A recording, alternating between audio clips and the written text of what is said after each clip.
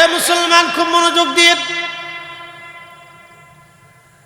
জিব্রাইল ডাকতে বলতেছে, হুজুর, আর একটা সময় পৃথিবীতে আসতে আমার কষ্ট হয়েছিল।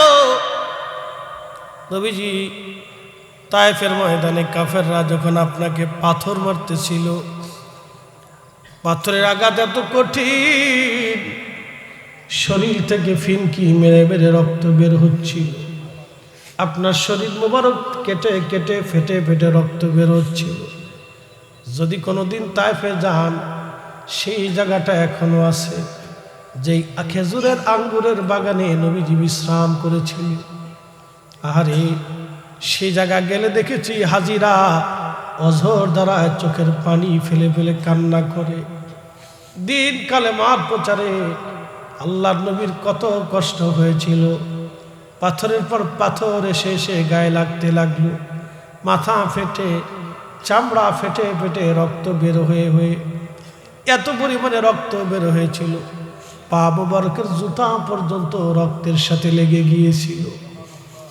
জিব্রাইল বলছিলেন, ইয়া রাসূলুল্লাহ, ওই রক্ত যদি জমিনের মধ্যে পড়ে যেত, হুজুর, পৃথিবীতে কখনো ফসল হতো না, গাছ তরুলতা পাতা হতো না। আল্লাহ ডাকতে বলল, জিব্রাইল, তাড়াতাড়ি যাও, আমার হাবিবের রক্ত যেন জমিনের মধ্যে না পড়ে। যদি জমিনে রক্ত একবার পড়েই যায় জিব্রাইল, এই কষ্টে রক্ত পড়ার সঙ্গে সঙ্গে জমিন ক্ষুব্ধ হয়ে যাবে, পৃথিবীতে কখনো ফসল হবে না, গাছ হবে না, আমার বান্দাগুলি না খেয়ে মরে যাবে। জিব্রাইল, আমার রাসূলের রক্ত জমিনে পড়তে দিও না হুজুর। দ্রুত গতিতে সেই সময় আমি রক্তগুলি তুলে ধরেছি, জমিনের মধ্যে রক্তগুলি মিশতে দেইনি। ইয়া রাসূলুল্লাহ, আহা সেই নবী আমাদের, আহা সেই নবী আমাদের।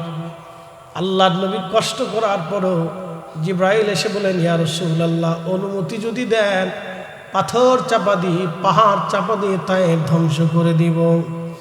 আল্লাহর নবী হাত তুলে কাঁদা শুরু করলেন, রব্বি, ইয়া রব্বি, ওরা আমার উম্মত, যদি আপনি ওদেরকে ধ্বংস করে দেন, আমি কালেমার দাওয়াত কার কাছে পৌঁছাবো? আল্লাহ, ওরা আজকে আমারে মারছে, আল্লাহ, এমন একদিন আসবে ওদের সন্তানরাই আমার কালেমার জন্য জিহাদের ময়দানে যাবে, ওদের সন্তানরাই আমার কালেমা পড়বে, আজানের ধ্বনি জমিনে বাজবে।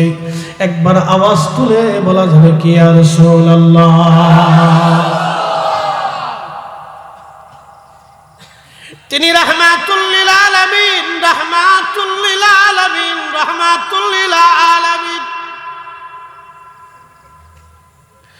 সেই বিরাট আকৃতির জিব্রাইল আল্লাহর সামনে দাঁড়ানো, আজরাইল দাঁড়ানো, মিকাইল ইসরাফিল দাঁড়ানো, যাদের মাথায় পানি ছেড়ে দিলে পা পর্যন্ত আসতে সৃষ্টির সব পানিগুলি নিঃশেষ হয়ে যাবে, জিব্রাইলের কদম পর্যন্ত আসবে না।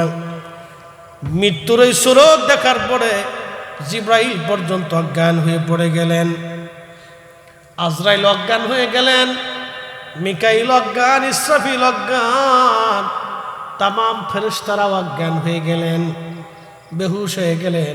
আল্লাহর কুদরতে তারা আবার হুঁশ ফিরে আসলো। হুঁশ ফিরে যাওয়ার পরে বলতেছে, ইয়া রাব্বি, আপনি এটা কি বানাইছেন আল্লাহ? আল্লাহ ডাক দিয়ে বলেন, এটার নাম মউত, মৃত্যু, মৃত্যু।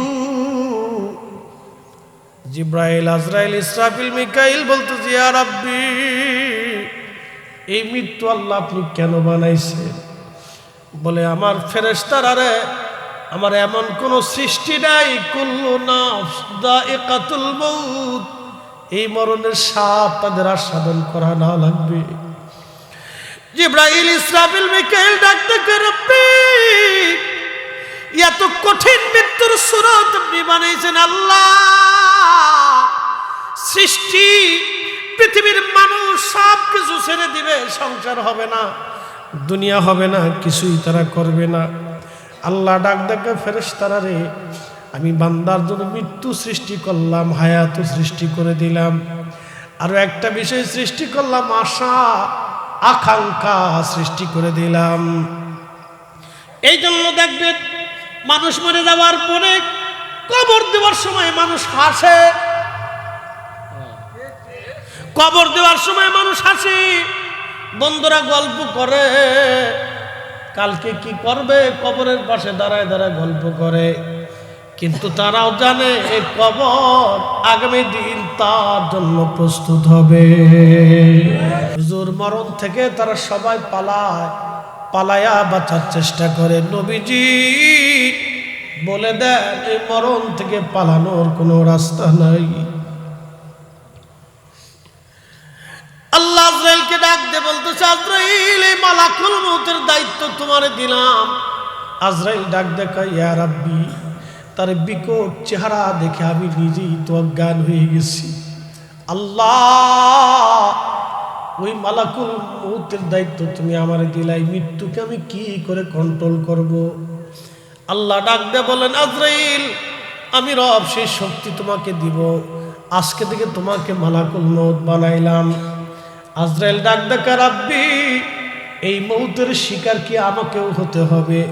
আল্লাহ ডাক দিয়ে বলতেছেন, আজরাইল সৃষ্টির মধ্যে এমন কোন জীবন নাই, এমন কোন জীবন নাই রে আজরাইল, যেই জীবনের মউতের স্বাদ না নিতে হবে। প্রত্যেকটা জীবনের মউতের স্বাদ নিতে হবে। আজরাইল তোমাকেও মউতের স্বাদ নেওয়া লাগবে, এই মরণ থেকে তুমিও পালাইতে পারবা না। মৃত্যু থেকে তুমিও মালাকুল মউতের রেহাই হবে না, তোমাকেও মরণের স্বাদ আস্বাদন করা লাগবে। আজরাইল আল্লাহ ডাক দিলেন, হাবিব উম্মতকে বলে দেন এই মউত সবাইকে নেওয়া লাগবে। খুব মনোযোগ দেন রাজনগরবাসী, মৃত্যুর সময় যখন ঘনিয়ে যায়, 1 সেকেন্ড আগেও হবে না, 1 সেকেন্ড পরেও হবে না। মৃত্যু রাজা চিনে না, প্রজা চিনে না, বাচ্চা চিনে না, বিজ্ঞানী চিনে না, সে কাউকে চিনে না। সে চিনে খুদার হুকুম যখন শেষ হয়ে যাবে, 1 সেকেন্ড আগেও হবে না, পরেও হবে না।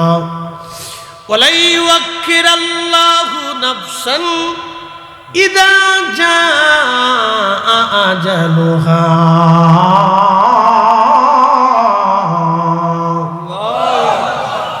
আল্লাহ ডাক দেখে হাবিব উম্মতকে জানান, 1 সেকেন্ড আগেও না, 1 সেকেন্ড পরেও না।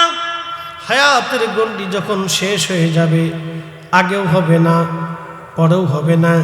নবীজি বলতেছেন, উম্মত রে তোমরা শুনে নাও, মালাকুল মউত আজরাইল আলাইহিস সালাম আসে।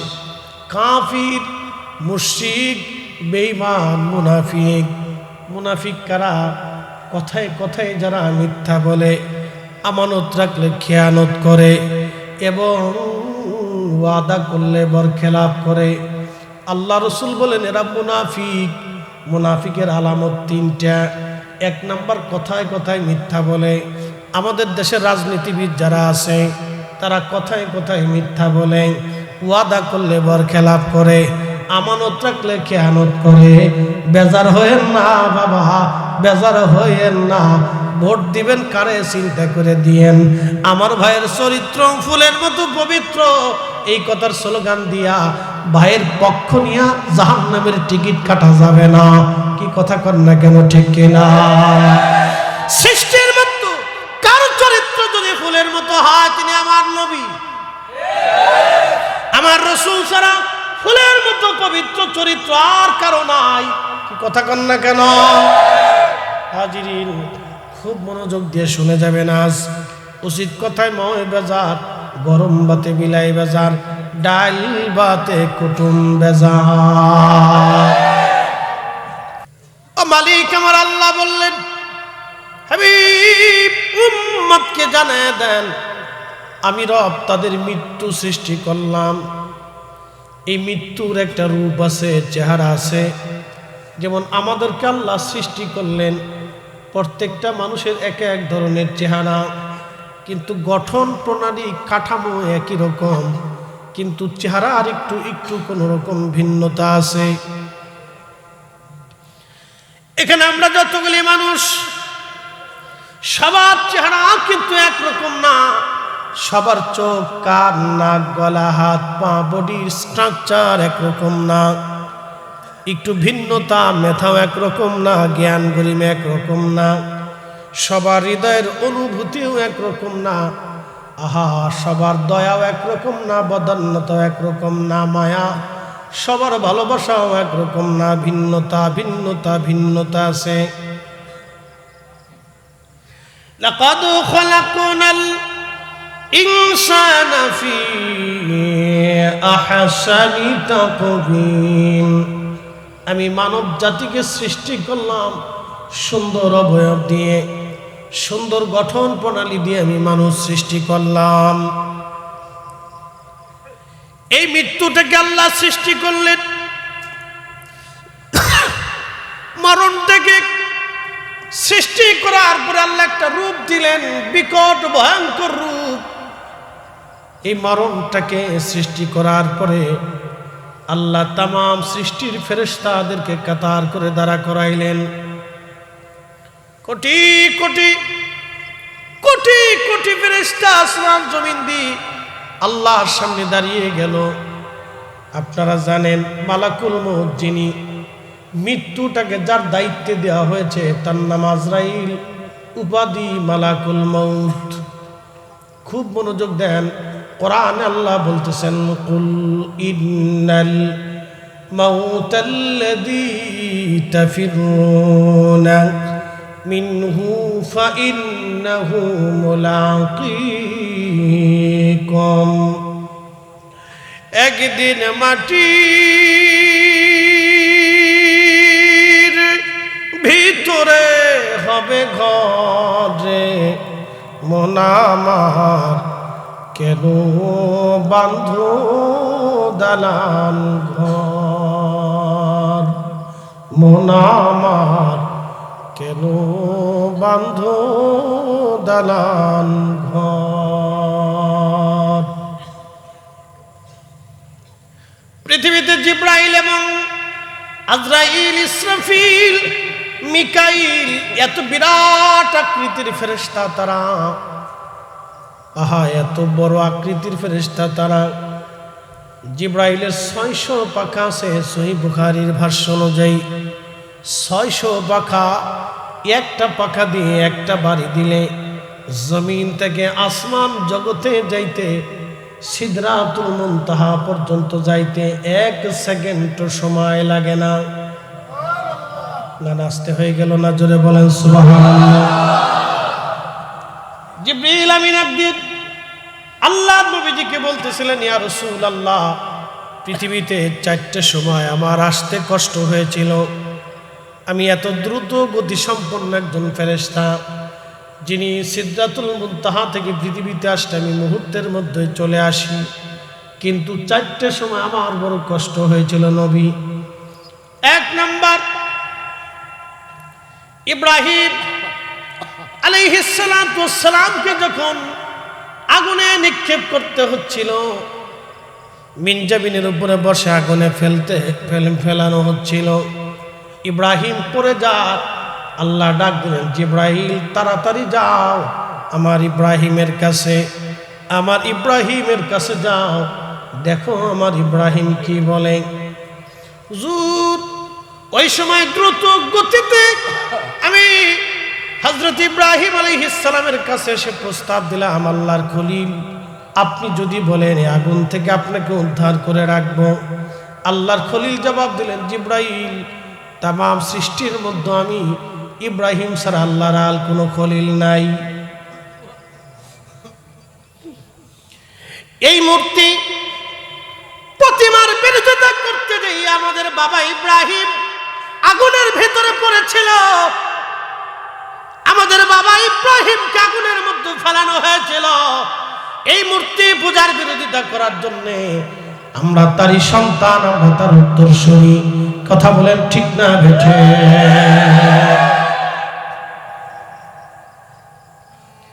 আল্লাহর খলিলকে জিব্রাইল ডাক দে বলতেছে, জিব্রাইল ডাক দে বলতেছে, খলিল আপনি যদি বলেন আপনাকে তুলে ধরে রাখবো। আল্লাহর খলিল ডাক দে বলতেছেন, জিব্রাইল আমি ছাড়া আর কেউ খলিল নাই।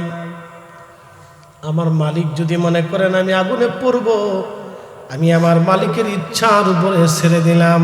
ওনার ভালো মন চাইলে আমাকে আগুনে পোড়ায় ফেলুক, আমি জিব্রাইলের সাহায্যের কোনো প্রয়োজন নাই। আমি ওই মালিকের দিকে তাকায় রয়েছি। একবার জোরে বলা যাবে কি মারহাবা? কখনো তোমাকে যদি ভুলি, হেদায়েতের আলো জেলে নিয় কাছে তুলি, ঠাই দিও প্রিয়তম, ঠাই দিও প্রিয়তম, ওগো মহিয়ান, তুমি রহমান, তুমি মেহেরবান, তুমি রহমান, তুমি মেহেরবান। আল্লাহর খলিল কথা বলার পরে আল্লাহ ডাক দিছে, জিব্রাইল স্টপ,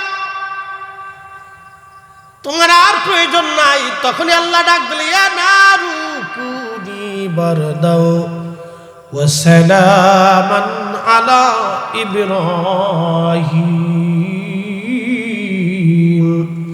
বলেন আল্লাহর সাহায্য আছে না নাই?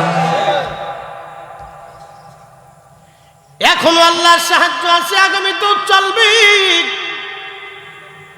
হাজিরিন, জিব্রাইল বলতেছি, ইয়া রাসূলুল্লাহ, আর একটা বার পৃথিবীতে আসতে আমার বড় কষ্ট হয়েছিল।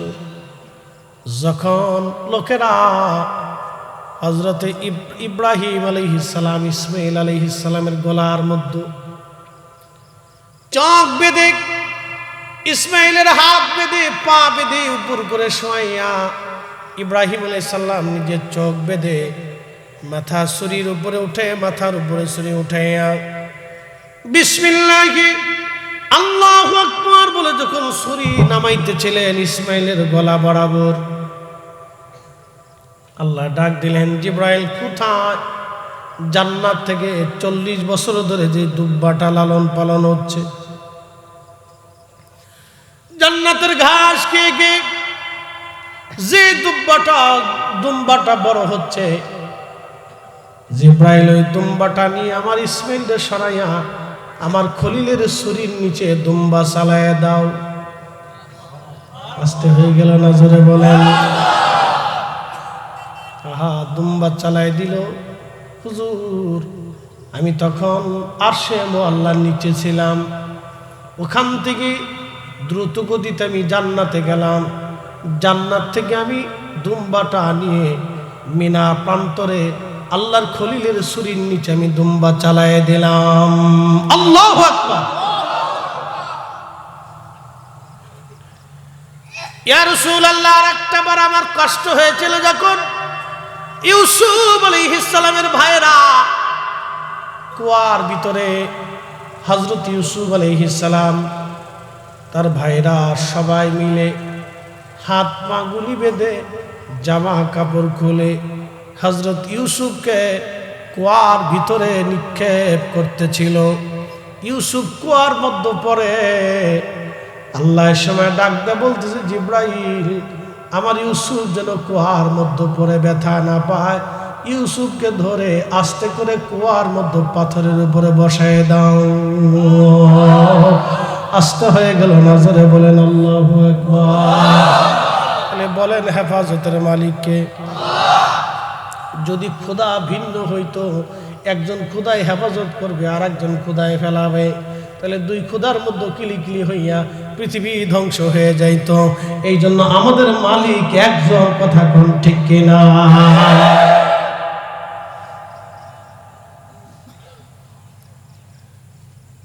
রাজনগরবাসী হযরতে ইউসুফ আলাইহিস সালামের ভাইয়েরা ইউসুফকে কুয়ার মধ্যে ফেলে দিল কেন? হিংসা। এই জন্য তিনটা জিনিস মনে রাখবেন। জিহাব, জাহাব, মাযহাব। অপরিচিত জায়গা আপনি যখন গেলেন, তখন আপনি বলবেন না আপনি কোন দলের অনুসারী, পিটুনি খাওয়ার সম্ভাবনা আছে। কারণ দলের কারণে মানুষ শত্রু হয়ে যায়, ঠিক কি না? কি পরিমাণে অর্থ আছে আপনার, কি পরিমাণে টাকা আছে, কত শত কোটি টাকা, বন্ধু বান্ধবকে বলবেন না, আত্মীয় স্বজনকেও অনেক সময় বলবেন না, কারণ শত্রু হয়ে যাবে, সম্পদের কারণে শত্রু হয়ে যাবে। বলবেন ফরিদ হুজুর কোথায় শিখেছেন? আমি যখন মাদ্রাসায় পড়তাম তখন আমার একজন টিচার ছিলেন, আমাদের মাদ্রাসার অধ্যক্ষ তিনি ছিলেন, উনি তেহরান ইউনিভার্সিটির এক সময় অধ্যাপক ছিলেন, তেহরান ইউনিভার্সিটিতে পড়াইতেন। উনি বলতেন, বাবা ইরানের শিয়া দেশ, আমি সুন্নি, বহু বছর আমি তেহরান ভার্সিটিতে কাটাইলাম, কিন্তু ওরা তখনও জানতো না আমি শিয়া না সুন্নি। যদি আমি সুন্নি জানতো তাহলে আমার উপরে বিপদ আসতো, মুসিবত ওরা চাপাইতো। আমাকে ক্লাস করার সময় বললেন, বাবা তিনটা জিনিস মেনে চলবা, জিহাব জাহাব মাযহাব। তুমি কোথায় যাচ্ছ, যাবার সময় অপরিচিত কারো কাছে বলবা না, কারণ রাস্তাঘাটে তোমার দুশমন থাকতে পারে, তোমাকে বিপদে ফেলে দিতে পারে। কি পরিমাণে অর্থ তোমার কাছে আছে তুমি কারো কাছে বলবা না, কারণ অর্থের কারণে মানুষ শত্রু হয়ে যায়, ভাই ভাইকে মেরে ফেলে দেয়, ভাই ভাইকে খুন করে, 1 ইঞ্চি জমি ভাই ভাইয়ের জন্য ছাড়ে না, বিরাট যুদ্ধ, মারামারি, কারাকারি, পারাপারি, লাঠালাঠি চলে। এই জন্য অর্থই সকল অনর্থের মূল, কথাটা একেবারে খারাপ না। এই জন্য আগের যুগের অলি যারা ছিলেন তারা দুনিয়ার সম্পদের প্রতি তারা লোভ দেখাইতেন না, দুনিয়ার সম্পদকে লাথি মেরে আল্লাহ এবং তারা নবীর কদমের গোলামি কইরা তারা এই জমিনে ধন্য হয়ে ঘুমাই রইছে। যার কারণে শাহজালাল আমিনী মুজাররিদি 750 বছর ধরে তিনি ঘুমায়, মুকুটহীন একজন সম্রাট, মুকুটহীন একজন সম্রাট, যার নামে 1 শতক জমিন আপনি পাবেন না, 1 শতক জমিনও তার নামে পাবেন না। কোন রাজ্যের সীমানা তার নাই, সেনা নাই, বাহিনী নাই, রাজ্য নাই, এমন একজন সম্রাট। 750 বছর ধরে কত রাজা বাদশাহ আমিরমরা, মন্ত্রী এমপি, কোটিপতি, ধনী দরিদ্র, ফকির মিসকিন, অভাবী, পাগল ভালো, জ্ঞানী গুণী, আলেম জালেম সব আল্লাহর ওলির কদমে বসে বসে কান্দে। কথা কন না কেন, ঠিক কিনা?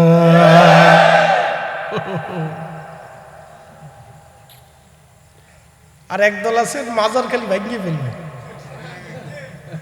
আমি কিছু সব ভাঙার দরকার নেই ভাই, তুমি একটাই ভাঙবে, শুধু শাহজালাল আমিনী মুজাররিদি রহমাতুল্লাহ মাজারটা ভেঙে দেখো, বাংলাদেশে বিশ্বযুদ্ধ হয়ে যাবে। এত বেশি ভাঙার দরকার, একটা ভাঙবো।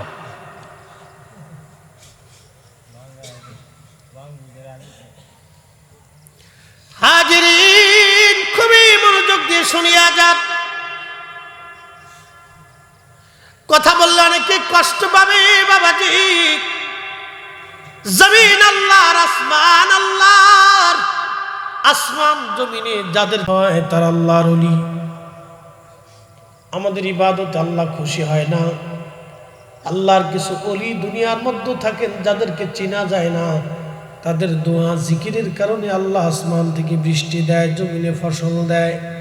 নতুবা আল্লাহর আসমান থেকে পাথরের বৃষ্টি হতো, আল্লাহ জমিন ফেটে ফেটে আগুন বের হয়ে আসতো, ফসল নষ্ট হয়ে যাইত, ভূমিকম্প দিয়ে দিক এই জনপদবাসীকে ধ্বংস করে দিতেন আল্লাহ। যে পরিমাণে মানুষ গুনাহ করে, অপরাধ করে, শুধুমাত্র আল্লাহর মজ্জুব কিছু পাগল ওলি, আল্লাহর মুজাদ্দিদ ওলামা ফুদালা কিছু আছে যাদের ইবাদতে জিকিরে আল্লাহ খুশি হইয়া তাদের দোয়ার কারণে আল্লাহ আমাদের উপরে রহমতের বৃষ্টি দেয়, নতুবা পৃথিবী থাকার কথা না, ঠিক কিনা? যে পরিমাণে গুনাহ হয় দুনিয়া থাকার কথাই না। এ মুসলমান, খুব মনোযোগ দিয়ে, জিব্রাইল ডাক দিয়ে বলতেছে, হুজুর আর একটা সময় পৃথিবীতে আসতে আমার কষ্ট হয়েছিল।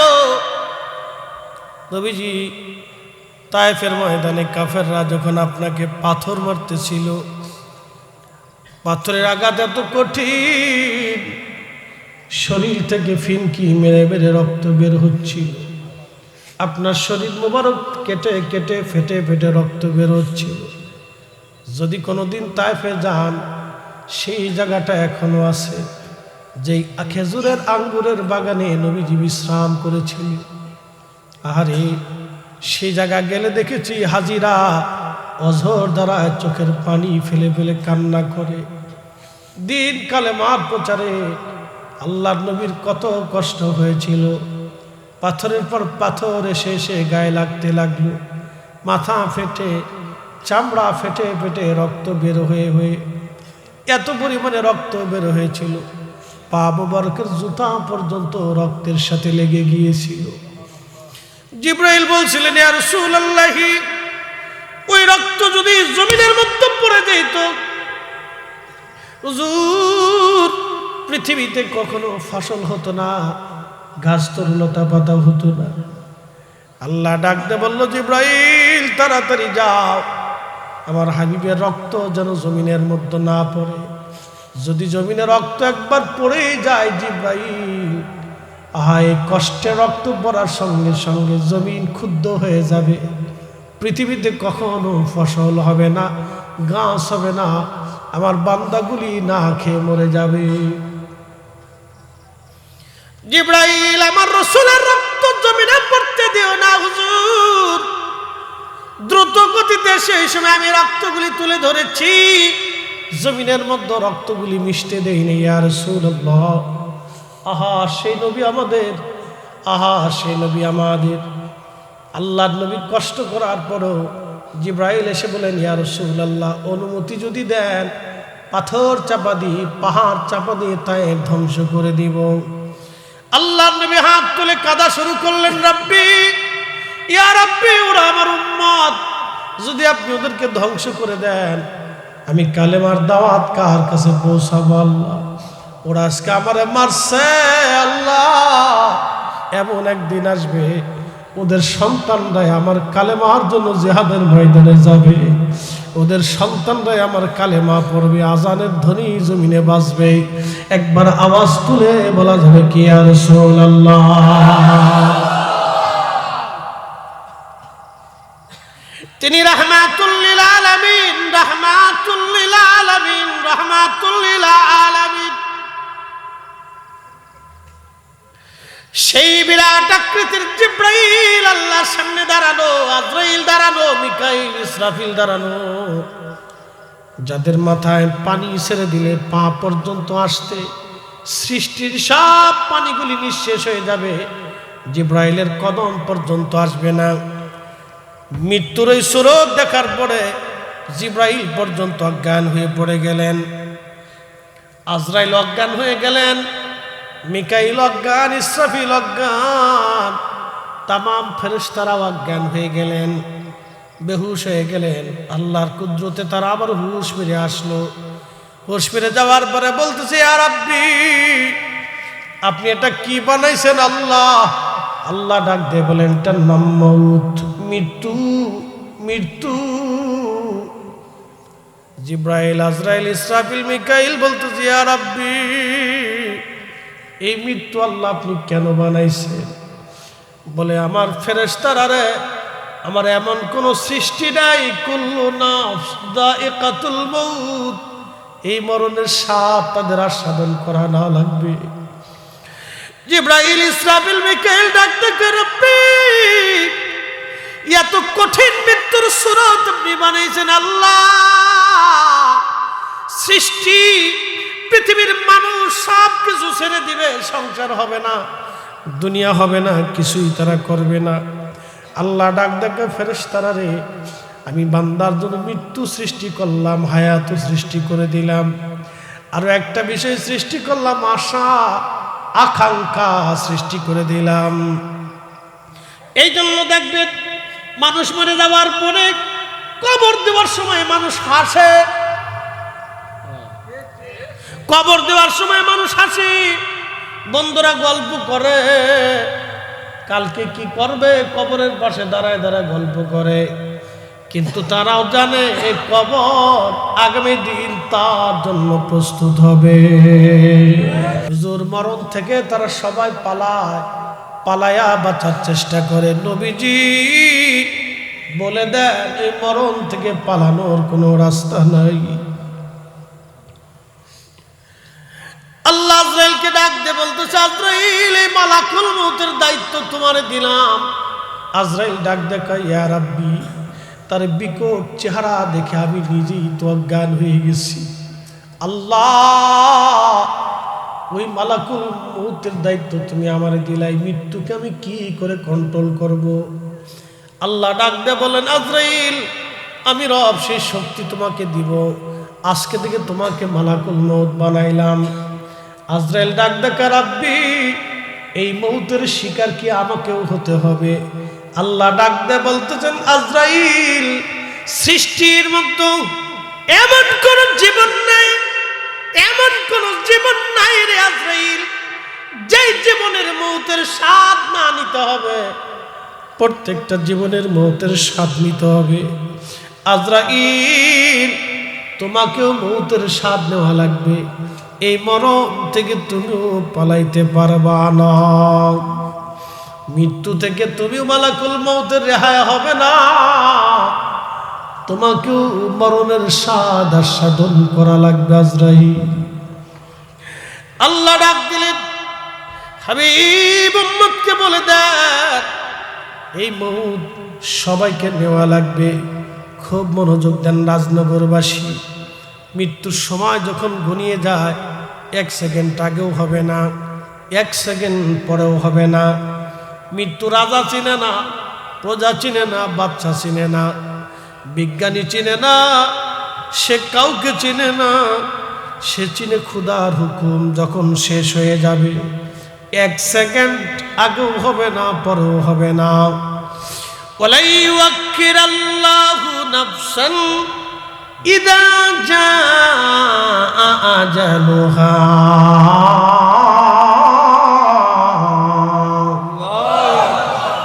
আল্লাহ ডাক দেখে হাবিব উম্মতকে জানান, 1 সেকেন্ড আগেও না, 1 সেকেন্ড পরেও না। হায়াতের গন্ডি যখন শেষ হয়ে যাবে, আগেও হবে না, পরেও হবে না। নবীজি বলতেছেন, উম্মত রে, তোমরা শুনে নাও, মালাকুল মউত আজরাইল আলাইহিস সালাম আসে। কাফির, মুশরিক, বেঈমান, মুনাফিক। মুনাফিক কারা? কথায় কথায় যারা মিথ্যা বলে, আমানত রাখলে খেয়ানত করে এবং ওয়াদা করলে বরখেলাপ করে। আল্লাহ রসুল বলেন এরা মুনাফিক। মুনাফিকের আলামত 3টা। 1 নাম্বার, কথায় কথায় মিথ্যা বলে। আমাদের দেশের রাজনীতিবিদ যারা আছে, তারা কথায় কথায় মিথ্যা বলে, ওয়াদা করলে বরখেলাপ করে, আমানত রাখলে খেয়ানত করে। বেজার হয়েন না বাবা, বেজার হয়েন না। ভোট দিবেন কারে চিন্তা করে দিয়েন। আমার ভাইয়ের চরিত্র ফুলের মতো পবিত্র, এই কথার স্লোগান দিয়া ভাইয়ের পক্ষ নিয়া জাহান্নামের টিকিট কাটা যাবে না। কি কথা কর না কেন, ঠিক কিনা? সৃষ্টির মতো কারো চরিত্র যদি ফুলের মতো হয়, তিনি আমার নবী, আমার রাসূল ছাড়া ফুলের মতো পবিত্র চরিত্র আর কারো নাই। কি কথা কর না কেন? হাজিরিন, খুব মনোযোগ দিয়ে শুনে যাবেন। আজ উচিত কথায় ময় বেজার, গরম বাতে বিলাই বেজার, ডাল বাতে কুটুম বেজার। রাজনগরের মুসলমান, মালাকুল মউত আসবে। কাফির, মুশরিক, বেঈমান, মুনাফিক যারা, তাদের কাছে মালাকুল মউত আসবে। তার কঠিন সুরত নিয়ে আসবে, বিকট সুরত নিয়ে আসবে। আহা, তখন রুহটা তামাম শরীরের মধ্যে দৌড়ায়। শরীরের রন্ধে রন্ধে, গোশতের ভিতর দিয়ে, শিরার ভিতর দিয়ে, শরীরের প্রত্যেক স্থানে সে পালানোর চেষ্টা করে। এই জন্য দেখবেন কঠিন মৃত্যু হয় অনেকের, খুব যন্ত্রণা, ছটফট চলতে থাকে। কঠিন মৃত্যু, কঠিন মৃত্যু, কঠিন মৃত্যু। আজের মৃত্যু 2 ধরনের। একটা আহসানের সাথে, আসানের সাথে মৃত্যু হবে। আর একটা মৃত্যু হয় খুব কঠিনের সাথে, খুব কঠিন মৃত্যু। আর একটা মৃত্যু হয় আসানের সাথে, আর একটা খুবই ভয়াবহ কঠিন মৃত্যু। আজরাইল তার কাছে আসে, বিকট চেহারা, মৃত্যুর ভয়াবহতা শুরু হয়ে যায়। আল্লাহর নবী বললেন মুনাফিক বেঈমান নাফরমানদের মৃত্যুটা হবে এতটাই ভয়াবহ, একটা উটের চামড়া তুমি যদি জিন্দা হালতে ছিলাও, একবার দুইবার 100 বার একটা উটের চামড়া যদি ছিলানো হয় যতটা কষ্ট হয়, আল্লাহর নবী বললেন নাফরমানদের মৃত্যুর যন্ত্রণা তার চাইতে বেশি ভয়াবহ হয়। কত কঠিন মউত, কত কঠিন, কত কঠিন। এই জন্য যারা অধিক ইস্তেগফার করে এবং যারা দানশীল হয়, আল্লাহর পথে যারা খরচ করে, আল্লাহ তাদের মৃত্যুটাকে আসান করে দেয় এবং আল্লাহ তাদের মরণটাকে সহজ করে দেয়। এ রাজনগরের মুসলমান খুবই মনোযোগ দিয়ে শুনে যাবে না, যেহেতু আল্লাহর ওলিদের শানের মাহফিল, এখান থেকে কিছু বুঝে যেতে হবে। মরণের যন্ত্রণা খুবই ভয়াবহ। আর যদি আপনি নাফরমান না হয়, বদকার না হয়, আল্লাহ বলা হয়, আল্লাহ তার মাফ করে দেয়। এমন ইমানদার মুমিন মুসলমানের মৃত্যুর সময় আজরাইল আসে, চেহারার সুরত থেকে খুবই নরম এবং খুব মায়াময়ী চেহারা নিয়ে চলে আসে। তখন আল্লাহ ডাক দিয়া, আইয়াতুহান নাফসুল মুতমাইন্নাতু ইরজিই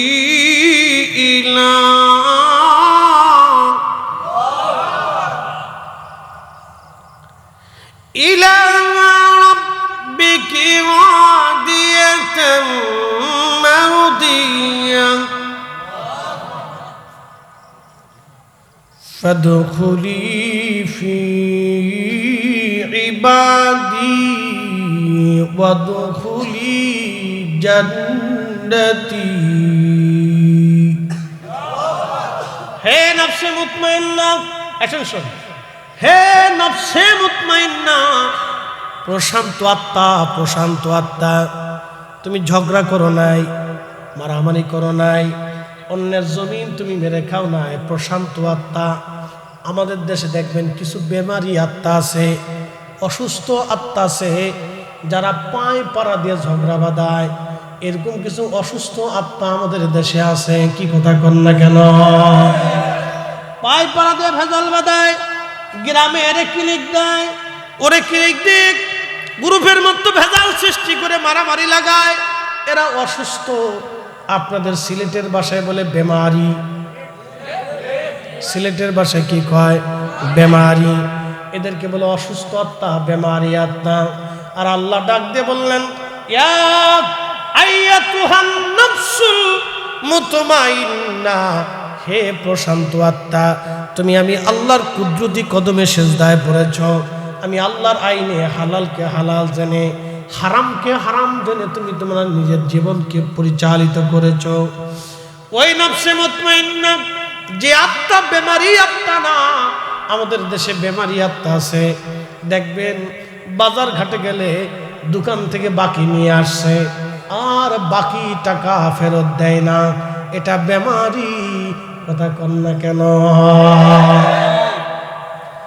মৌলভীবাজার শহরে আদালতে, টিওন অফিসে, ডিসি অফিসে, এসপি অফিসে মাল ছাড়া কথা কয় না। কথা কন না কেন? জোরে বলেন। ওই থানায় গেলে মাল ছাড়া কথা বলে না। এটা বেমারি আত্মা। কি আত্মা? জোরে বলেন কি? আরো জোরে বলেন কি? বেমারি, বেমারি। এরা বেমারি আত্মা, বেমারি আত্মা। যারা মানুষের চোখের পানি ঝরায়, যারা মানুষের ঘুম কেড়ে নেয়, বেমারি আত্মা। দেখবেন এই বেমারি আত্মাদেরকে দুনিয়াতে আল্লাহ ঘুমাইতে দেয় না। যারা মানুষের ঘুম কেড়ে নেয়, যারা মানুষ খুন করে, যারা মানুষ হত্যা করে, আল্লাহ তাদের চোখ থেকে ঘুম কেড়ে নেয়। কারণ তারা যেই মানুষটাকে হত্যা করলো নিরপরাধ, তার স্বজনদের চোখের ঘুম কেড়ে নিয়েছে। ওই ব্যক্তির ঘুম চলে যায়। তারা বোতল না খাইলে ঘুমাইতে পারে না, তারা সেবন না করলে ঘুমাইতে পারে না। কোটি কোটি টাকা যারা মেরে দিছে, জনগণের টাকা, গরিবের টাকা যারা মেরে দিল, কোটি কোটি হাজার হাজার গরিবের চোখের ঘুম কেড়ে নিয়েছে। ওদের চোখের ঘুম আল্লাহ নিয়ে নেয়। বেমারি আত্মা ঘুমাইতে পারে না। ওই তারা বোতল সারে মুড়ি হয়ে যায়। 2 টান বোতল না খাইলে ঘুম ঘুম আসে না। সুখ নাই রে সুখ পরাণের পাখি, বোতল টাইনে ওয়াকাম করিয়া ঘুম আসি আমার সুখ নাই রে। এদের চোখের ঘুম আল্লাহ কেড়ে নিয়ে নেয়, ঘুমাইতে দেয় না, কারণ ঘুমের মতো শান্তি পৃথিবীতে নাই। কি কথা কন না কেন? ঘুম সৃষ্টি করছে আল্লাহ, বান্দাকে ঘুমাইতে দিলেন আল্লাহ। ঘুম যদি না আসে দেখবেন 2 দিন 3 দিন 4 দিন 5 দিন আপনি ঘুমাইতে না পারলে অসুস্থ হয়ে পড়বেন। আমরা যারা সাধারণ মানুষ দিন আনি দিন খাই, হালাল রুটির উপার্জন করে আমরা যারা খাই, আমরা কায়থোয়ার লগে ঘুমাই যাই, মসজিদে ঘুমাই, মাহফিলে ঘুমাই। কি কথা কন? মসজিদে ঘুম আসে, মাহফিলেও ঘুম আসে, বাড়িতেও ঘুম আসে, বিছনাতেও ঘুম আসে। কারণ চিন্তা নাই, ভাবনা নাই, দুনিয়াতে চিন্তা নাই। আমি কারো টাকা মেরে খাই নাই, কারো জমিন মেরে খাই নাই, কারো অন্যায় করে থাপ্পড় মারি নাই, কাউকে হত্যা করি নাই। দুনিয়াতেও চিন্তা নাই, মরণেও চিন্তা নাই, হাসরেও চিন্তা নাই, কবরেও চিন্তা নাই, মিজানেও চিন্তা নাই, ফুলসিরাতেও চিন্তা নাই। কথা কন না কেন? ঠিক কিনা?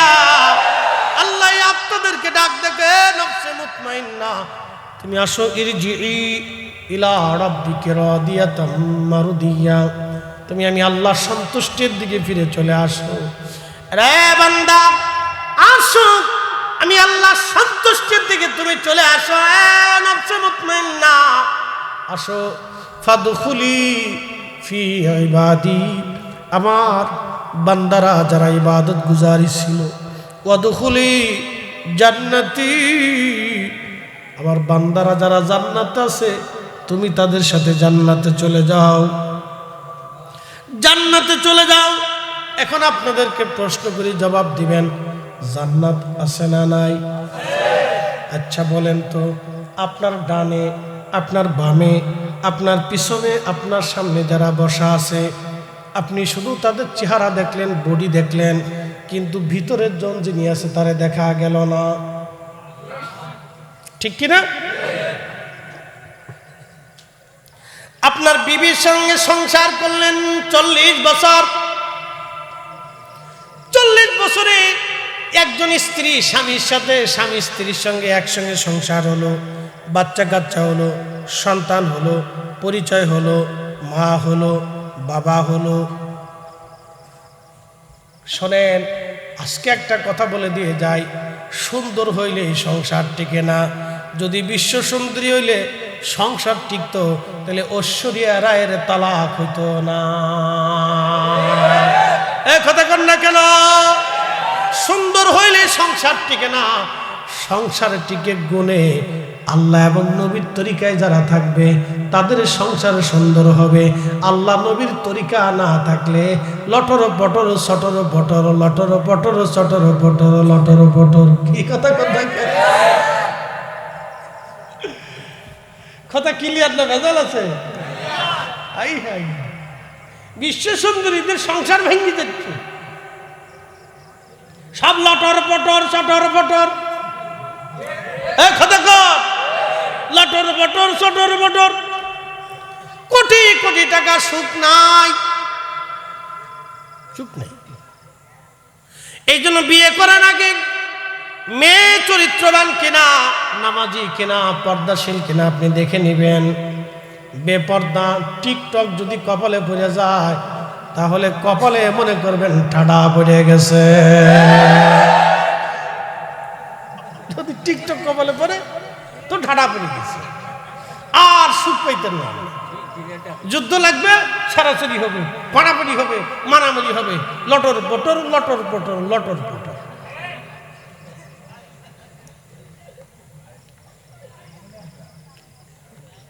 এই জন্য আপনারা দেখবেন আমরা হুজুররা যারা আছি টেনশন নেই, কোনো চিন্তা নেই। বেতন পাই 6,000 10,000, ইমাম সাহেবের কোনো টেনশন নেই, বউ পারাপারি করে না।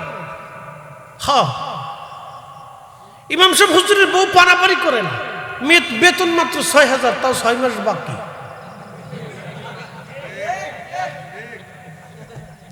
কি কথা খারাপ করেছি আমি? 6,000 6 মাস বাকি, কমিটি ইউনিয়নে বা কিছু করার নাই, পাবলিকের টাকা দেয় না। আচ্ছা বিড়ির দাম কত? একটা বিড়ির দাম কত?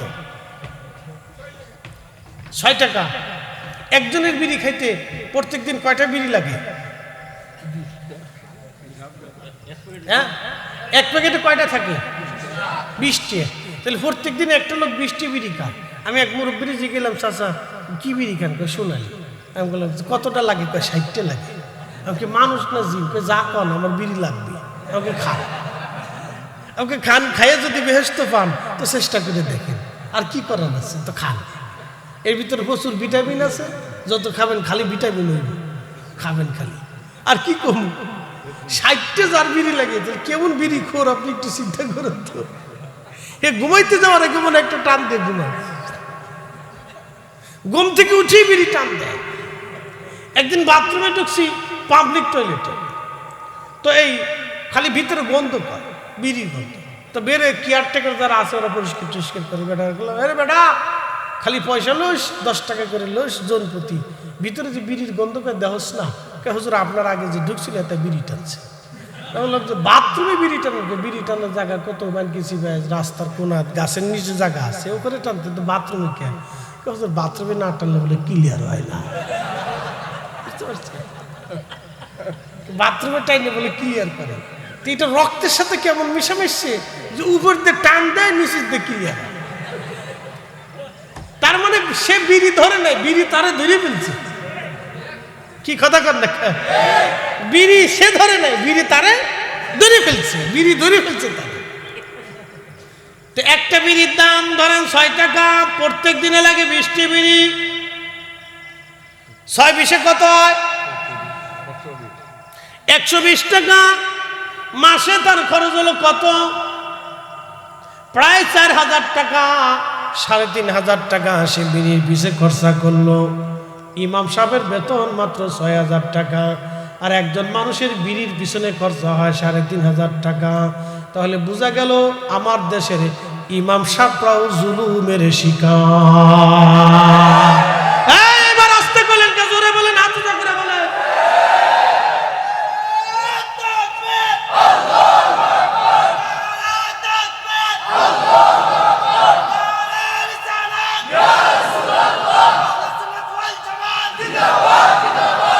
এই যে সবাই কিন্তু জিন্দাবাদ করেন না, আমি কিন্তু চেহারা দেখতেছি। আমি হিসাব দিচ্ছি, পানের পিছনে একটা পানের দাম কত? 5 টাকা। যারা পান খাবে তারা এবার আজকে বিপদ হচ্ছে। একটা একজন লোক কতটা পান লাগে? সারাদিনে 5টা, সারাদিনে 5টা লাগে। এমন আছে সারাদিনে 20টাও লাগে, কারো 50টাও লাগে। সে ঘুমানোর আগে পান মুখের ভিতরে কোনার দিয়ে তারপরে ঘুমায়, তাহলে ঘুমাসে না। 20টা পান 100 টাকা খরচা, মাসে লাগে 3,000।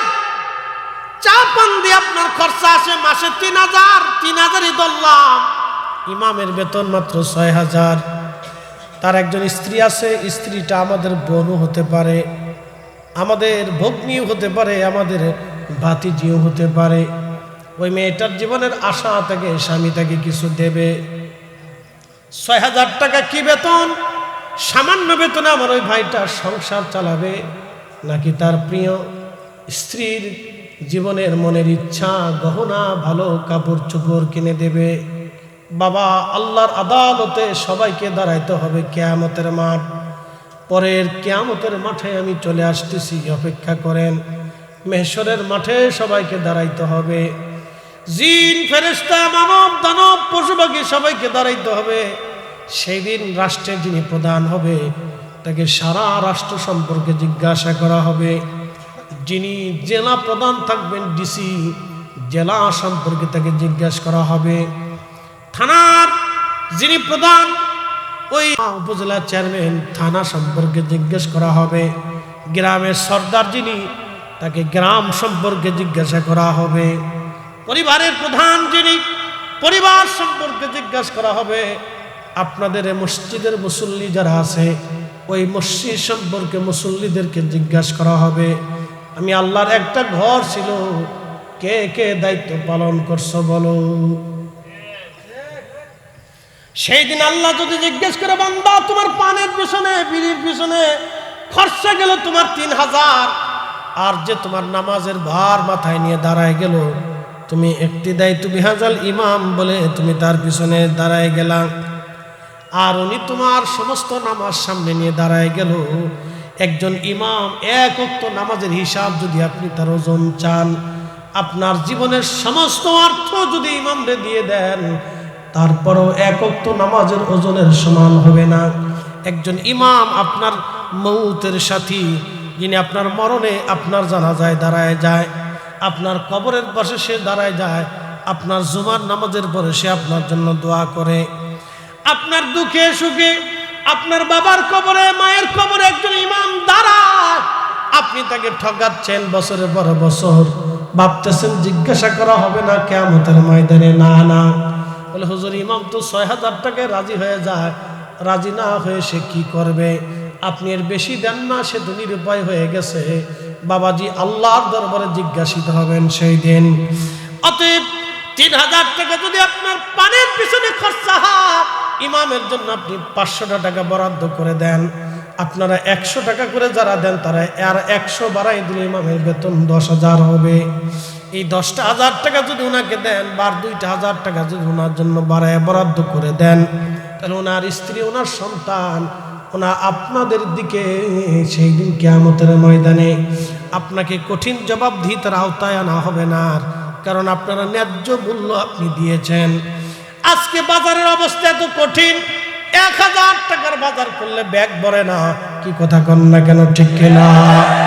সবার বাজার চলে, ইমাম সাহেবের বেতন 6000 চলে না। এই জন্য ইমামদের দিকে আপনারা তাকাবেন, কারণ কিয়ামতের ময়দানে জিজ্ঞাসিত করা হবে। কষ্ট হচ্ছে আপনাদের?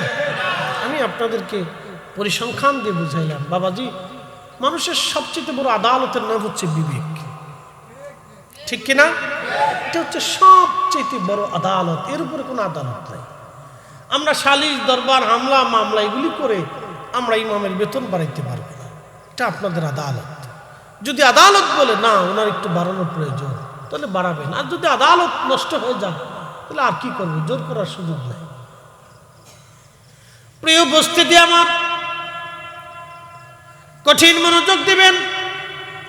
মৃত্যু, এই মৃত্যু হয়ে যাওয়ার পরে আল্লাহ রাসূল বললেন, আমার উম্মত বান্দাকে কবরের দিকে নিয়ে যাওয়া হয়, একটু শুনে যাবেন।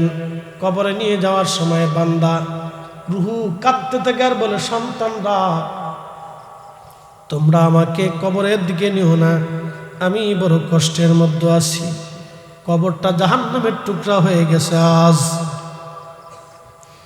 রুহু কান্না করে, সন্তানরা রে এত তাড়াতাড়ি কবরে দিলা।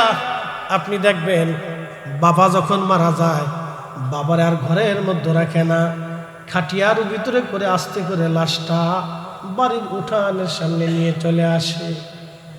বাড়ির একটা চাদর দিয়ে ওই খাটিয়ার উপরে ঢেকে দিয়ে দেয়। তারপরে ওই চাদরটা বাবা দাফন কাফন করার পরে ওই চাদরটা এনে ধুয়ে কেউ ব্যবহার করতে চায় না। আব্বার মরণের খাট, মরণের চাদর, বাবা যেই খাটের উপরে মরছে ওই খাটের তোষক বালিশ আর ওই চাদরগুলি সরাই নিয়ে যায়, বাবা এখানে মারা গেছে, এই চাদরের উপরে এটা ধুয়ে আলনার ভিতরে রেখে দাও। কেউ ব্যবহার করতে চায় না, ওটা ভয় পায়। বাবা ওই চাদরে মারা গেছে। বাবাজি, পৃথিবী বড় কঠিন জায়গা, দুনিয়া বড় কঠিন জায়গা, কেউ আপনার আপন না। এই জন্য কবরে যিনি আপন হবেন তিনি আল্লাহ এবং তার নবী। অতএব আল্লাহ এবং তার নবীর বিধান মেনে যাওয়াটাই আমাদের বুদ্ধিমানের কাজ, ঠিক কিনা?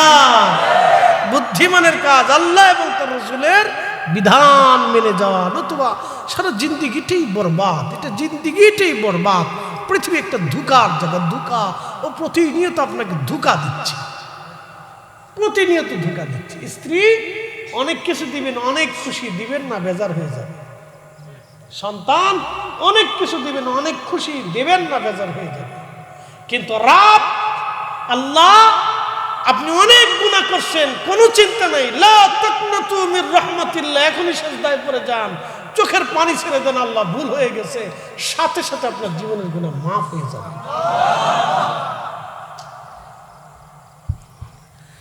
হাজিরিন, রাত্র গভীর, কথা বেশি লম্বা করব না। কবরের দিকে নিয়ে যাওয়া হয়। কবরের মধ্যে নিয়ে যাওয়ার পরে মানুষেরা কবরের মধ্যে রেখে সবাই চলে আসে। আল্লাহর নবী বলেন, উম্মত তোমরা আসবা না, তোমরা তোমাদের ভাইয়ের কবরের পাশে দাঁড়াবা। কত সময় দাঁড়াবা? একটা উট কুরবানি করার পরে, চামড়া ছেলানোর পরে, গোশত বানানোর পরে, ওই গোশত বন্টন করতে যত সময়ের দরকার, তোমরা তোমাদের ভাইয়ের কবরের পাশে দাঁড়ায়া তত সময় জিকির করো, ইস্তেগফার করো। তোমার ভাইয়ের কবরে কিছু সময় পরে মুনকার নাকির আসবে, সওয়াল করবে, জবাব হবে। এই সওয়াল জবাব যাতে সহজ হয়ে যায়, সেই জন্য তোমরা তোমার ভাইয়ের কবরের পাশে দাঁড়ায় দাঁড়ায়, তোমার ভাইয়ের কবরের পাশে দাঁড়ায় ইস্তাগফিরু লিআখিকুম, তোমরা তোমার ভাইয়ের জন্য ইস্তেগফার করতে থাকো। একবার জোরে বলা যাবে কি সুবহানাল্লাহ? রাজনগরবাসী কবর দেওয়ার পরে তারা হুড়া করে চলে আসবেন না, ওই কবরের পাশে দাঁড়াবেন, কবরের পাশে দাঁড়াবেন, কারণ এটা তার শেষ বিদায়। আর পৃথিবীতে তার সাথে আপনার দেখা হবে না, কবরে যাওয়ারও আর সময় হবে না। এখানে বহু সন্তান আছেন যাদের বাবা মরে গেছে, কবরের পাশে দাঁড়ানোর সময় নাই। কবরও বড় কঠিন জায়গা কবর। আল্লাহ নবী এই জন্য বলেন, উম্মত রে কবরের পাশে দাঁড়াও, কিছু সময় তার কবরের পাশে দাঁড়াও। কত সময় দাঁড়াবা? একটা উট কুরবানি করে গোশত বানাইয়া বন্টন করতে যত সময় প্রয়োজন, ওই সময়টা তোমার ভাইয়ের কবরের পাশে তুমি দাঁড়াও, দাঁড়ায়া তোমার ভাইয়ের জন্য ইস্তেগফার করো, দোয়া করতে থাকো, দোয়া দোয়া, যেন তোমার ভাইয়ের কবরে প্রশ্নের জবাবটাকে আল্লাহ সহজ করে দেয়। এই জন্য দোয়া করো, তাড়াহুড়া করবেন না, চলে আসবেন না। কোরআন শরীফ নিয়ে সূরা ইয়াসিন কবরের পাশে দাঁড়ায় দাঁড়ায় পড়তে থাকবেন, সূরা রহমান ওয়াকিয়া পড়তে থাকবেন, সূরা মুলক পড়তে থাকবেন। এই জন্য আল্লাহর নবী ডাক দেয় বলেন, উম্মত প্রত্যেক এশার নামাজের পরে সূরা মুলক তেলাওয়াত করবা। সূরা মুলক প্রত্যেক এশার নামাজের পরে ঘুমোতে যাওয়ার আগে যারা সূরা মুলক তেলাওয়াত করবে, আল্লাহর নবী বলেন, হিয়াল মাহানিয়া হেল মনজিবা তুনজিহি মিন আযাবিল কবর। ও আমার উম্মতের আরে, এই সূরা মুলক হলো কবরের আযাব প্রতিরোধক। হাদিসে নববীতে সূরা মুলকের তাফসীরের মধ্যে আসছে, মানুষকে যখন কবরের মধ্যে শোয়ানো হবে, কষ্ট হচ্ছে? তাহলে একসাথে বলেন তো আল্লাহু আকবার। রাত 1:30 বাজে, আর 20 মিনিট সময় আমাকে দেন, 10 থেকে 15 মিনিট সময় দেন।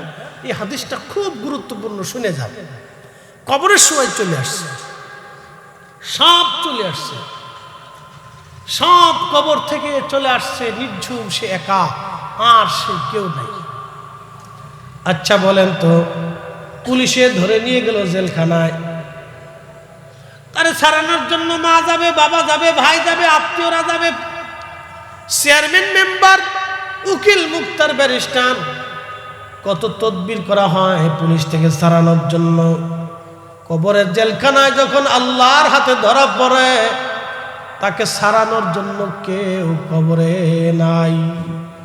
বড় কঠিন, হৃদয় থেকে আজ বুঝে যাবেন, হৃদয় থেকে। আল্লাহর নবী বললেন, ওই কবর থেকে সমস্ত মানুষগুলি চলে আসে। যখন চলে আসার পরে, আহা, লোকটা মামলার আসামি হয়ে যায়। মামলার আসামি, আল্লাহ তারে শাস্তি দিবে। তার কবরে জাহান্নামের ফেরেশতারা আসতে যাবে। ওই যে সূরা মুলক প্রত্যেক দিন এশার নামাজের পরে বান্দা তেলাওয়াত করছিল, ওই সূরা মুলকটা কবরে বান্দার মাথার পাশে যায় দাঁড়ায় থাকে। এমন সময় ওই মাথার পাশ দিয়ে জাহান্নামের ফেরেশতারা ঢোকার জন্য চেষ্টা করে। সূরা মুলক ডাক দে বলে, ও ফেরেশতারা কোথায় যাও? ফেরেশতারা বলে, আল্লাহর বান্দাকে শাস্তি দেওয়ার জন্য যাচ্ছি।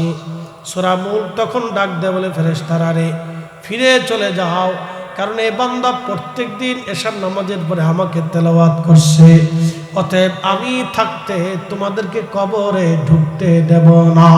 একবার জোরে বলা যাবে কি আল্লাহু আকবার? না চিৎকার মেরে বলেন আল্লাহু আকবার। ঠিক আবার ফেরেশতারা পায়ের দিক থেকে ঢুকতে যায়। সূরা মুলক আবার পায়ের সামনে দাঁড়ায়, এ ফেরেশতারা কোথায় যাও? ফেরেশতারা বলে, আমরা তাকে আযাব দেওয়ার জন্য যাচ্ছি। সূরা মুলক বলে, না না না, ফিরে চলে যাও, কারণ এই বান্দা প্রত্যেক দিন আমাকে যত্নের সাথে এশার নামাজের পরে তেলাওয়াত করত। আমি সূরা মুলক আজকে তোমাদেরকে কবরে ঢুকতে দেব না, তোমরা চলে যাও, আমি তাকে আযাব দিতে দেব না। ফেরেশতারা ডাক দেখে, রাব্বি কোন কবরে পাঠাইলেন? আপনার সূরা মুলকের জন্য তো আমরা ঢুকতেই পারি না, সে বাধা দেয়। আল্লাহ তো সবই জানে, কেন বাধা দেয়? বলে, সেই সূরা মুলক নাকি প্রত্যেক দিন এশার নামাজের পরে তেলাওয়াত করতো আপনার বান্দা। আল্লাহ আল্লাহ, এই জন্য সূরা মুলক আমাদেরকে ঢুকতে দেয় না। আল্লাহ ডাক দেবে, ফেরেশতারা চলে আসো, আমি আমার বান্দারে মাফ করে দিলাম। একবার জোরে বলা যাবে কি মারহাবা? তুমি রহমান, তুমি মেহেরবান, তুমি রহমান, তুমি মেহেরবান। অন্ধ গাহে না শুধু তোমারি গুণগান, অন্ধ গাহে না শুধু তোমারি গুণগান, বুঝে বুঝে না তবু শান। তুমি রহমান, তুমি মেহেরবান, তুমি রহমান, তুমি মেহেরবান।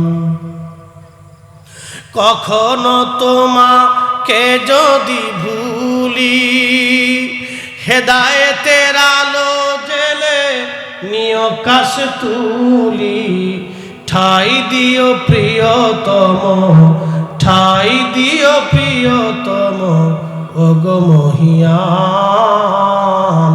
তুমি রহমান, তুমি মেহেরবান। এই সূরা মুলক তেলাওয়াত করবেন প্রত্যেক দিন এশার নামাজের পরে। সূরা মুলক আপনি পড়বেন, কবরের আযাব প্রতিরোধক। আর একটা হাদিস আসছে সূরা মুলকের ফজিলত নিয়ে।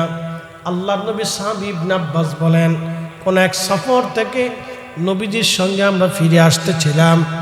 আসার সময় আল্লাহর নবী সন্ধ্যা নেমে গেল, নবীজি তাবু গাড়লেন, তাবু ফেলাইলেন, সব সাহাবী যার যার স্থানে তাবু গাড়লেন রাতের বিশ্রাম করার জন্য। একজন সাহাবী বলতেছেন, আমি তাবু ফেললাম, কিন্তু আমি জানতাম না এইখানে কোনো কবর আছে, আমি কবরের উপর আমার ছোট্ট তাবুটা টানিয়ে ফেললাম। ওই তাবুর ভিতরে আমি বিছনা করলাম, শুয়ে পড়লাম। শুয়ে যখন পড়ছি লক্ষ্য করলাম কবরের ভিতর থেকে একজন আল্লাহর বান্দা সূরা মুলক কোরআন শরীফ তেলাওয়াত করতেছে। একবার জোরে বলবেন কি আল্লাহু আকবার? সূরা মুলক কবরের ভিতরে তেলাওয়াত করে ঠিক তখনই সাহাবী বলতেছেন, শুনতে শুনতে হাত্তা খাতামাহা, একবারে শেষ পর্যন্ত তার তেলাওয়াত শুনলাম। কবরের ভিতরে ওই সাহাবী কোরআন পড়তেছে কবরের ভিতরে, আর একজন সাহাবী কবরের উপর থেকে তেলাওয়াত শুনতেছে। কোরআন তেলাওয়াত শেষ, ফজরের নামাজের আজান পড়ে গেল। সাহাবী বলতেছেন, আমরা আল্লাহর নবীর পিছনে ইক্তেদা করলাম নামাজ পড়ার জন্য। ফজর শেষ হয়ে গেল, প্রিয় নবীজি ঘুরে বসলেন। এমন সময় আমি বললাম, ইয়া রাসূলুল্লাহ, আল্লাহর কসম করে বলে আমি জানতাম না এখানে কোনো কবর আছে। আমি কবরের উপরে তাবু গাড়লাম, শুয়ে পড়লাম, বিছনা করলাম। যখন আমি শুইলাম লক্ষ্য করলাম কবরের ভিতর থেকে একজন সাহাবী কোরআন শরীফ তেলাওয়াত করতেছে, আর আমি কবরের উপর থেকে সূরা মুলকের তেলাওয়াত আমি শুনতে লাগলাম। হাত্তা খাতামাহা, একেবারে শেষ পর্যন্ত তেলাওয়াত আমি শুনলাম। একবার জোরে জোরে বলা যাবে আল্লাহু আকবার। তার অর্থ হচ্ছে ঈমানদার যারা, কামিল যারা, কবরের ভিতরে তারা আল্লাহর জিকিরে, ফিকিরে, তেলাওয়াতে, জান্নাতের ভিতরেই তারা থাকে। কথা বলেন ঠিক না বেটি? আল্লাহর নবী বলেন আল কবরু রাউযাতুম মিন রিয়াজিল জান্নাহ, কবর কারো কারো জন্য জান্নাতের বাগান।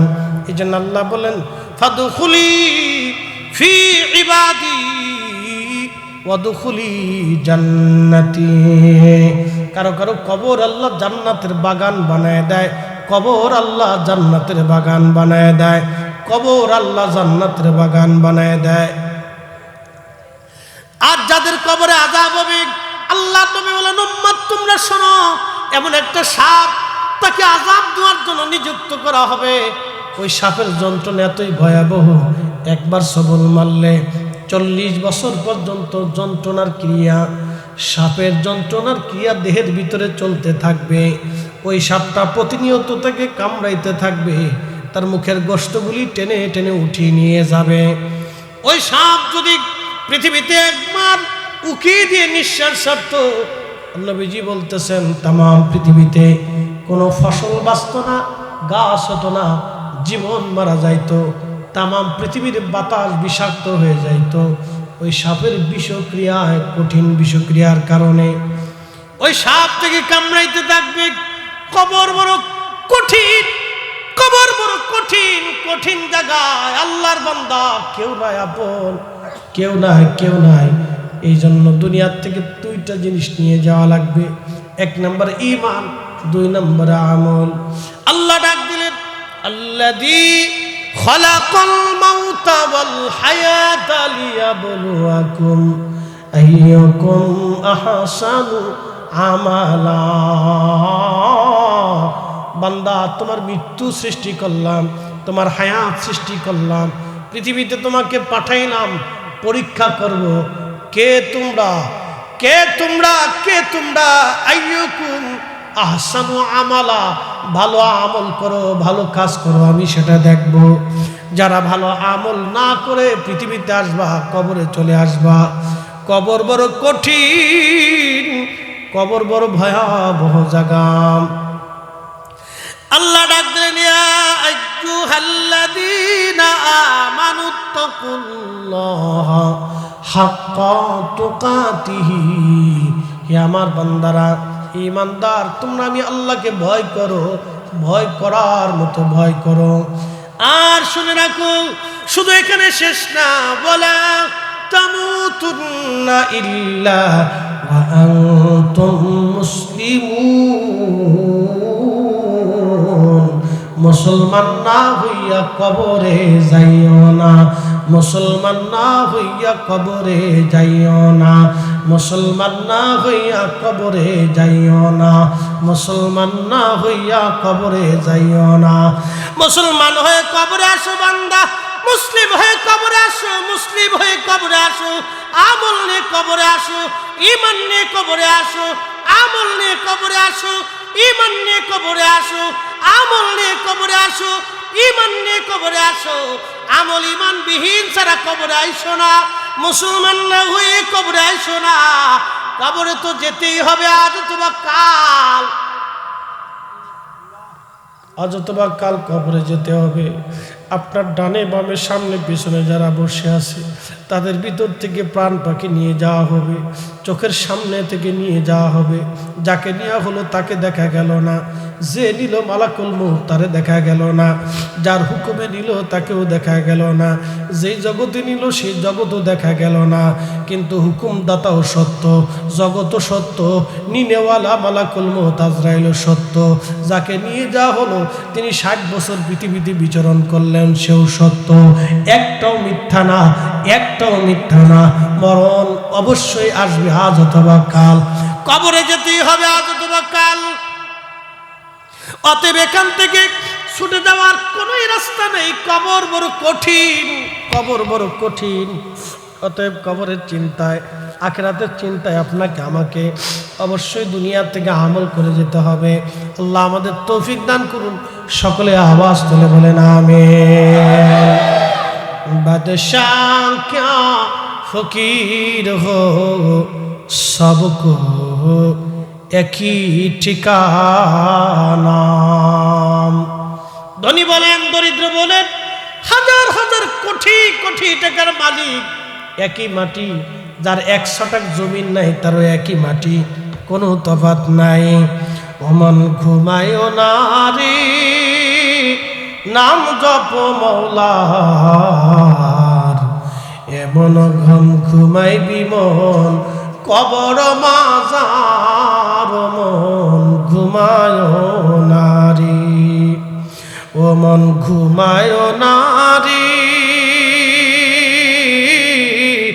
নাম জপ মৌলার, এমন ঘুম ঘুমাই বিমন কবর মাজার। মন ঘুমায় নারী। আল্লাহুম্মা সাল্লি আলা, হ্যাঁ হ্যাঁ জবান খুলে,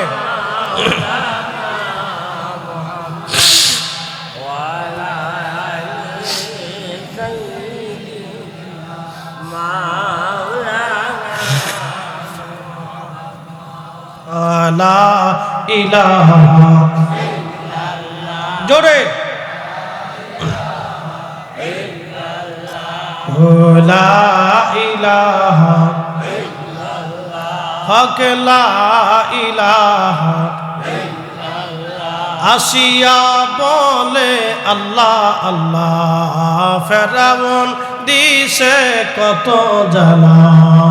আল্লাহ বলেন ও জিবরাইল, আল্লাহ বলে ও জিবরাইল, খুলে দাও জান্নাতের তালা। লা ইলাহা ইল্লাল্লাহ, লা ইলাহা আল্লাহ আল্লাহ আল্লাহ আল্লাহ আল্লাহ আল্লাহ আল্লাহ আল্লাহ আল্লাহ আল্লাহ আল্লাহ। জবান খুলে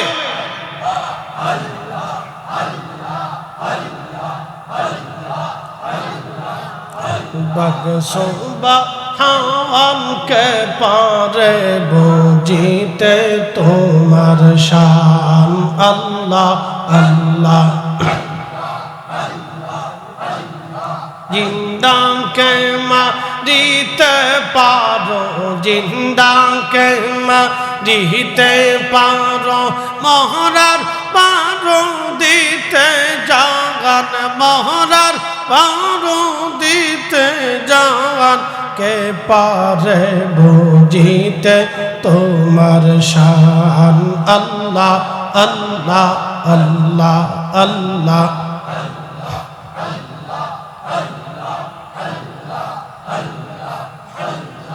তোমার দোস্ত হাবিবুল্লাহ আগে তারে বানাইয়া নূরের রূপে তৈয়ার করে রাখছো তারে লুকাইয়া।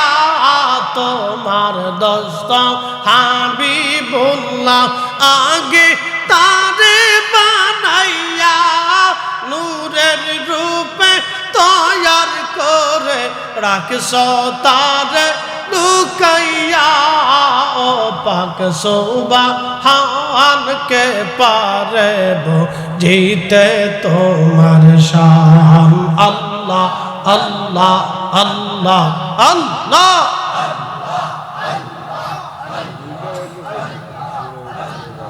জিন্দা কে মারিতে পারো, জিন্দা কে মারিতে পারো, মহরার পারো দিতে জান। তুমি মহরার পারো দিতে জান।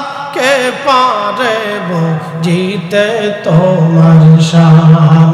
আল্লাহ আল্লাহ আল্লাহ আল্লাহ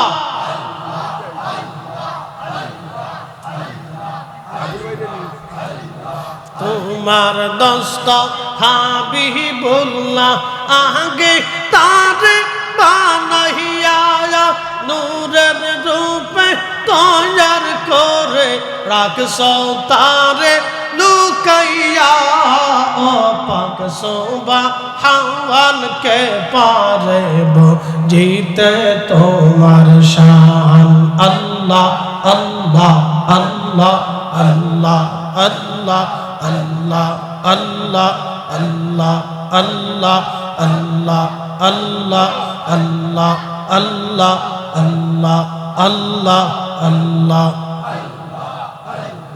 1,24,000 পয়গম্বর বানাইয়া তোমার দস্ত হাবিবুল্লাহ রাখছো তারে লুকাইয়া তোমার 1,24,000 পয়গম্বর বানাইয়া তোমার দস্ত হাবিবুল্লাহ রাখছো তারে লুকাইয়া ও পাক সুবহান কে পারে জিতে তোমার শান আল্লাহ আল্লাহ আল্লাহ